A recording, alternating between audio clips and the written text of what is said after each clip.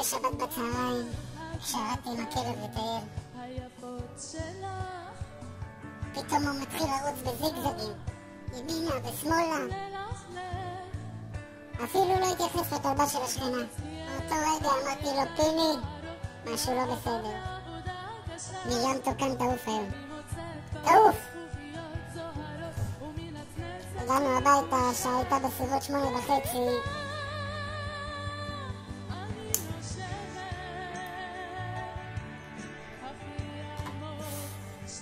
החלטתי להוציא את הטלוויזיה מהחשמל, לנתק טלפונים וטלפונים ולסגור את כל התריסים. לא רציתי לשמוע את ההדחה. הפנמתי את כל מה שאני יודע. ידעתי שהיא תעוף. היא לא יכולה לשיר איתה, היא בוחרת לשיר איתה פתאום. אמרתי לפיני, בוא יוצאים לעוד סיבוב לילי. הרגשתי שהוא קצת עייף, אבל גם הוא היה מצוברח. הוא גם יודע לפעמים. פתאום הוא נובח לי, מיליון תוקן תעוף, מיליון תוקן תעוף. אמרתי לו, פיני, תשתוק. עוד השכנים ישמעו שידעתי את זה קודם.